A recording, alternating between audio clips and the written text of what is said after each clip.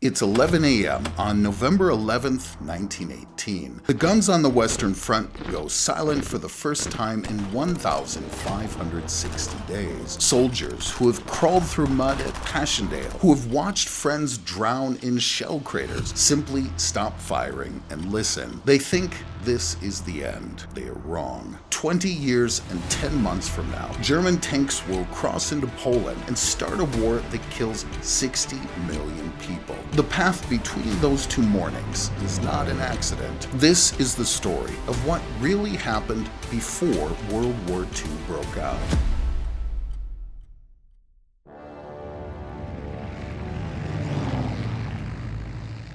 Berlin, November 1918. Kaiser Wilhelm II is on a train to Holland. He will not see Germany again. His army is finished. The British naval blockade has reduced civilian rations to roughly 1,000 calories a day. Sailors at Kiel mutiny. Munich declares itself a republic. The Supreme Command tells the Kaiser there is no longer an army he can rely on. He abdicates. But on the front lines, German soldiers are still standing on French and Belgian soil. Not one foreign boot has touched German territory. When these men march home, they are greeted as undefeated heroes. This is where the lie begins. The Durchstoßlegende, the stab in the back, the story that Germany is never beaten on the battlefield, only betrayed by Jews, communists, and politicians in Berlin. It is not true. By autumn 1918, the German army is breaking, but the lie spreads because it is comforting and because the alternative is too painful. A young corporal named Adolf Hitler is in a military hospital recovering from a gas attack when he hears about the armistice. He will later write that he wept into his pillow. He is 29 years old, decorated with the Iron Cross First Class, and unemployed. In June 1919, the victorious Allies hand Germany the Treaty of Versailles. The German delegation is given 15 days to sign. They are not allowed to negotiate. The terms are crushing. Germany loses 13% of its European territory and 10% of its population. The Rhineland is demilitarized. The army is capped at 100,000 men, with no tanks, air force, or submarines. Germany must accept sole responsibility for the war. And then the bill arrives. 132 billion gold marks in reparations, roughly 6.6 billion pounds in 1921 money. The figure is so large, it functions less as compensation than as a permanent humiliation. The economist John Maynard Keynes sits in on the negotiations as a British Treasury advisor. He resigns in disgust and writes a book called The Economic Consequences of the Peace. His prediction is precise. The treaty, he says, will not pacify Germany. It will radicalize it. He is correct. Across the Atlantic, an American president believes he has solved the problem of war. Woodrow Wilson arrives in Paris in December 1918 with a 14-point plan and the moral authority of a country that has lost 116,000 men in 18 months of fighting. His League of Nations is meant to replace the old system of secret alliances and arms races. Disputes between countries will be settled by debate, not bullets. Wilson signs the Treaty of Versailles. He goes home to sell it to the United States Senate. The Senate refuses. In November 1919, the Senate rejects the treaty. The League of Nations is born without its largest sponsor. America retreats into isolation. The country that has just demonstrated it can decide a European war declines to help police the peace. Wilson collapses from a stroke during the campaign to save his treaty. He spends the rest of his presidency in a wheelchair, hidden from the public by his wife. He dies in 1924, his world order in pieces. The League proceeds without America. It will spend the next 20 years discovering that resolutions, however firmly worded, do not stop tanks.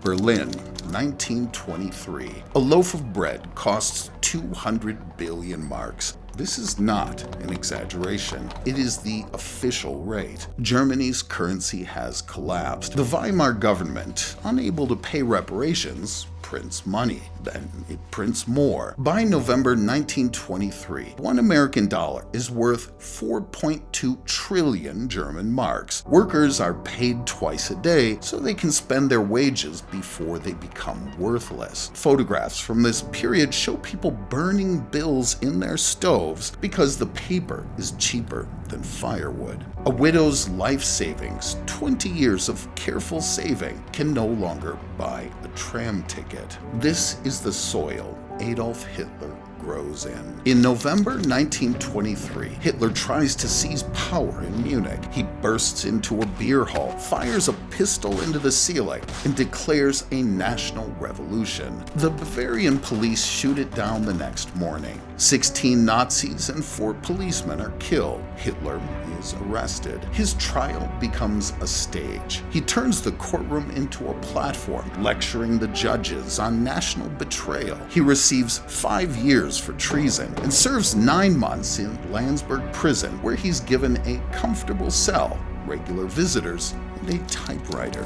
He writes Mein Kampf there. The book lays out, in plain text, what he intends to do. Destroy democracy, eliminate the Jews, acquire Lebensraum, living space in the East, at the expense of Slavic peoples. For the next decade, almost no foreign statesman will read it. Then, briefly, things get better. Between 1924 and 1929, Weimar Germany experiences a strange recovery. American loans pour in under the Dawes Plan. The currency stabilizes. Berlin becomes the most liberated city in Europe, a place of cabarets and Bauhaus design, and a kind of nervous, brilliant culture that knows it is on borrowed time. In the 1928 elections, the Nazi Party gets 2.6% of the vote. They are a fringe party. Hitler's name barely appears in foreign newspapers. Then, on October 24th, 1929, the New York Stock Exchange begins to fall. By the following Tuesday, the market has lost 25% of its value.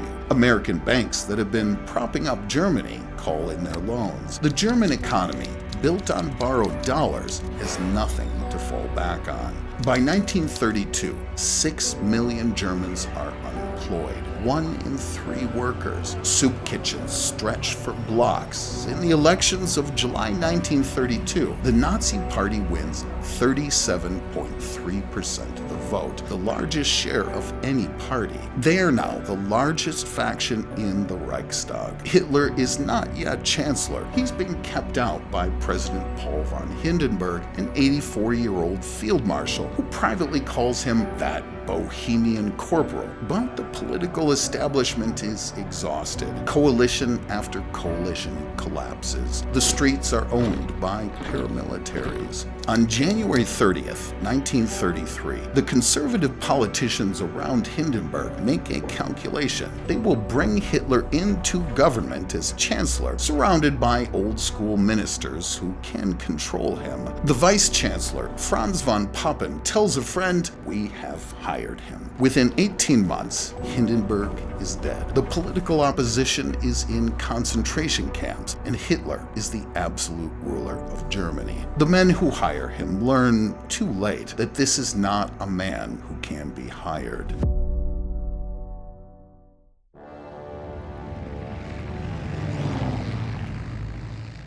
The first thing Hitler does is build roads. The Autobahns are presented as a public works project. They are also, by no coincidence, designed to move troops and supplies. The unemployment figures collapse. By 1936, Germany has effectively eliminated joblessness.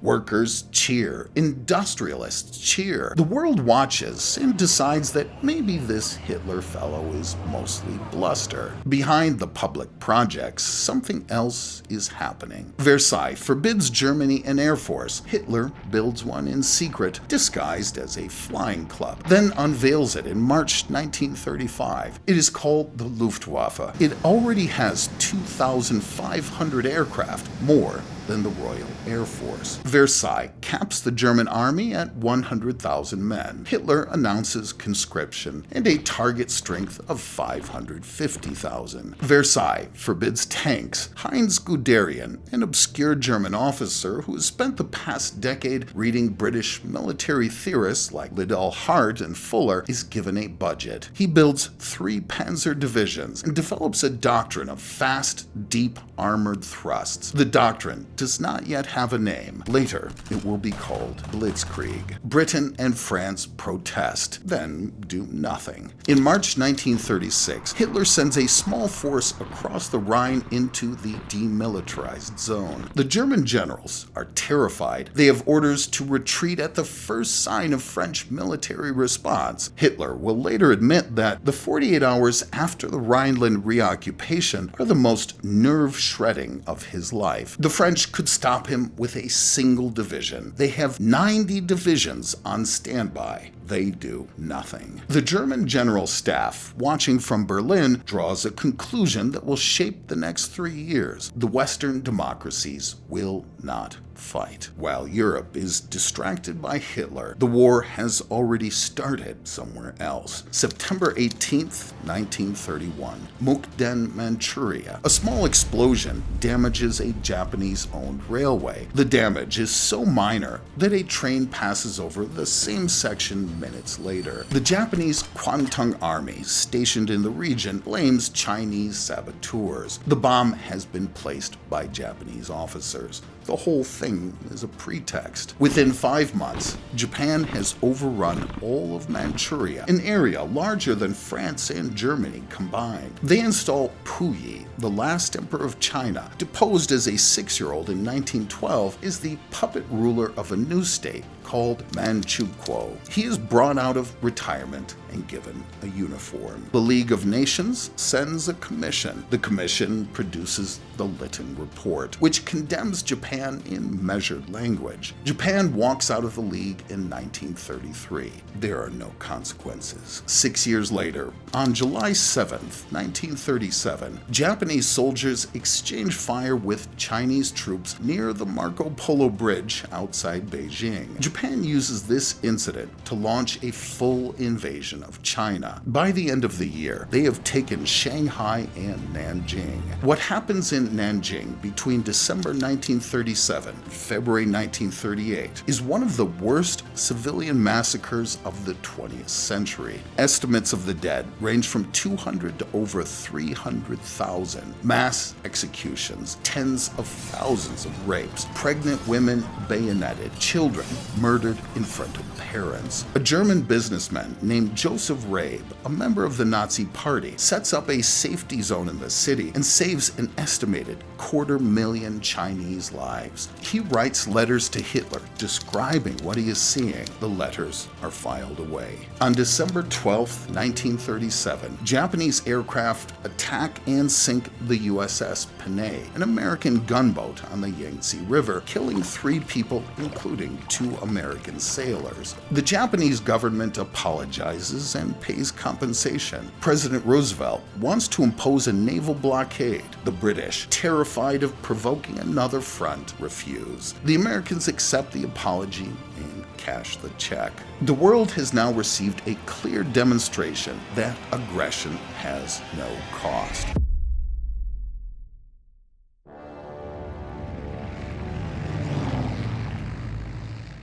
In Rome, Benito Mussolini is watching. The Italian dictator has been in power since 1922. He has spent 13 years posturing on balconies, draining the Pontine marshes, and crushing the mafia in Sicily. He wants something larger. He wants an empire to rival the British and French. He picks Abyssinia, modern-day Ethiopia, a country with rifles dating from the previous century, and an emperor named Haile Selassie, who is short, dignified, and has no idea what is coming. In October 1935, Italian forces invade from Eritrea and Italian Somaliland. The Abyssinians fight bravely with bolt-action rifles against tanks, aircraft, and artillery. artillery. Then Mussolini drops mustard gas. The use of chemical weapons against civilians and unarmed soldiers was outlawed by the 1925 Geneva Protocol, which Italy signed. Nonetheless, Italian planes spray gas on villages, watering holes, and Red Cross hospitals. Selassie's army cannot fight an enemy it cannot see. In June 1936, Haile Selassie travels to Geneva to address the League of Nations in person. He speaks in Amharic. Italian journalists in the gallery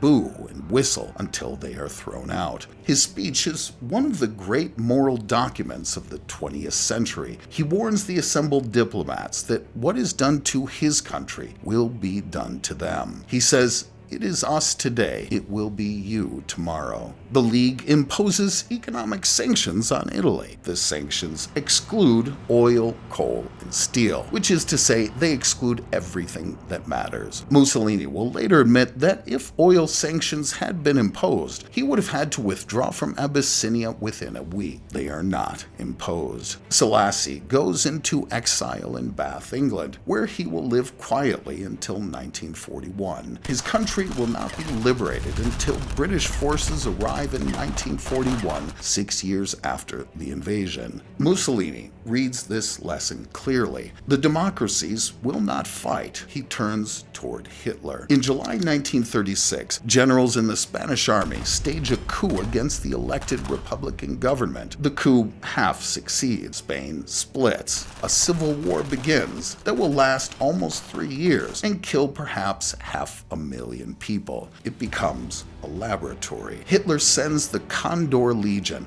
a force of around 12,000 men with the Luftwaffe's newest aircraft, to support the nationalist rebels under General Francisco Franco. Mussolini sends 50,000 troops and 700 aircraft. Stalin sends tanks, advisors, and the NKVD, which begins purging non-communist elements on the Republican side. The democracies sign a non-intervention agreement and stick to it, more or less, while watching their potential enemies arm both sides of a real war. On April 26, 1937, the Condor Legion firebombs the Basque town of Guernica. It is market day. The town has no anti-aircraft defenses and no military significance. The Germans use the raid to test new incendiary munitions and saturation bombing techniques. Estimates of civilian deaths range from 200 to over 1,500. Pablo Picasso, sitting in Paris, will paint the town's name into the 20th century within weeks. The German pilots return to Berlin with detailed notes. The lessons of Guernica will be applied to Warsaw in 1939, Rotterdam in 1940, to Coventry in 1940. Stalin draws his own conclusions. The democracies, he decides, are useless. They watch Manchuria. They watch Abyssinia. They watch the Rhineland. They watch the Condor Legion bomb a defenseless town, and still they do not even formally protest. If he's going to defend the Soviet Union, he's going to have to defend it alone, or with whoever will deal with him.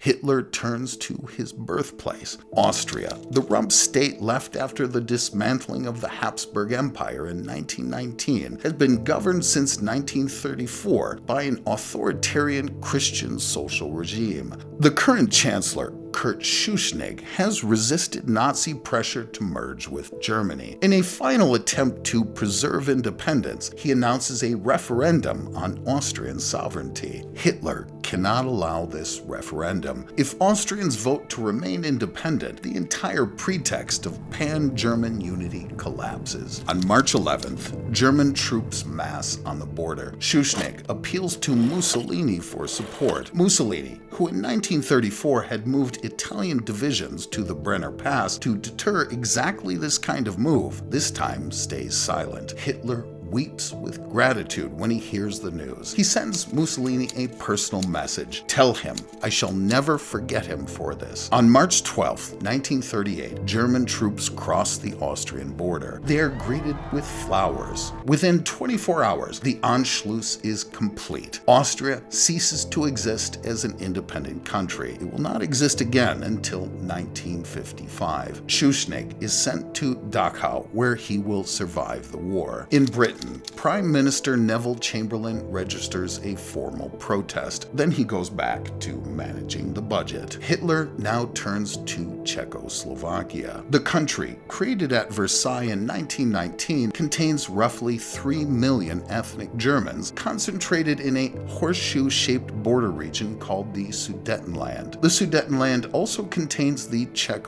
border fortifications, the equivalent of a small Maginot Line, dug into mountains that German tanks would struggle to cross. If Hitler can take the Sudetenland, the rest of Czechoslovakia becomes indefensible. Throughout the summer of 1938, Hitler manufactures a crisis. The Sudeten German Party, funded from Berlin, makes demands the Czech government cannot accept. Hitler gives speeches threatening war. The Czech army mobilizes. The Czechs have 35 divisions, modern tanks, the Skoda arms factories, and one of the best trained armies in Europe. They are willing to fight. They are not asked. On September 29, 1938, 4 men meet in Munich: Adolf Hitler, Benito Mussolini, French Prime Minister Édouard Daladier, British Prime Minister Neville Chamberlain. No Czech representative is present. By the next morning, they have agreed that Czechoslovakia must hand the Sudetenland to Germany. The Czechs are informed of the decision and given until October 10th to evacuate. Chamberlain flies home to Heston Aerodrome. He waves a piece of paper at the cameras. He says he has secured peace for our time. Crowds cheer in the streets. 6 months later, on March 5th, 1939, German troops cross into the rest of Czechoslovakia. Hitler enters Prague that evening and sleeps in Prodchany Castle. The Czech border fortifications, abandoned at Munich, are inspected by German engineers, who confirm they would have been extremely difficult to break. In London, Chamberlain finally understands that piece of paper is worthless. The man does not stop.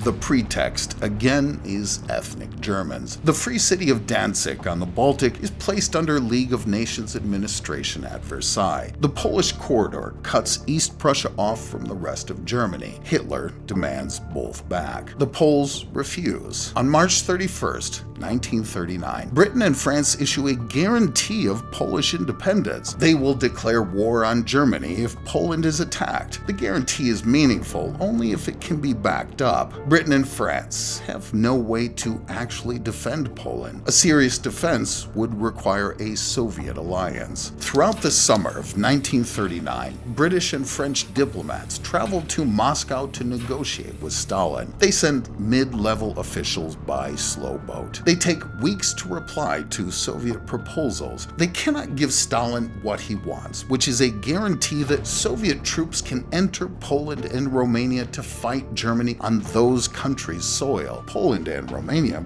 with reason, refuse to allow this. Stalin watches the negotiations and concludes that the West is not serious. He has another option. In August 1939, Soviet Foreign Minister Vyacheslav Molotov begins secret talks with German Foreign Minister Joachim von Ribbentrop. On August 23rd, Ribbentrop flies to Moscow. By the end of the night, the two men have signed a non-aggression pact between Nazi Germany and the Soviet Union. The world is stunned. The two regimes that have spent 6 years calling each other the ultimate enemy have just agreed not to fight. What the world does not know is that the pact contains a secret protocol. Poland will be partitioned between Germany and the Soviet Union. The Baltic states will go to Stalin. Eastern Europe will be carved up between two dictatorships before the first shot is fired.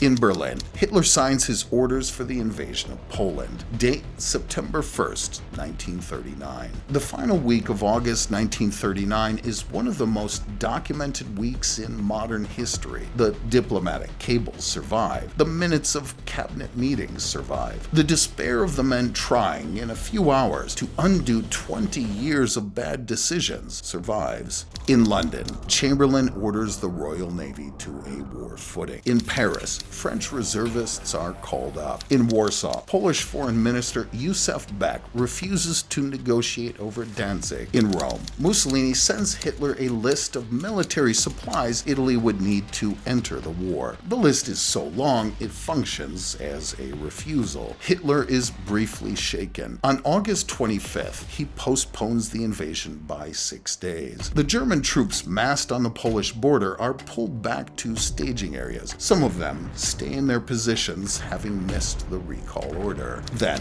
on August 31st, Hitler signs the final order. The invasion will begin at 4:45 the next morning. SS troops, dressed as Polish soldiers, attack a German radio station near the border, leaving the body of a German Silesian man dressed in a Polish uniform as evidence of Polish aggression. The body is photographed and shown to foreign journalists. The man's name is Franciszek Honiak.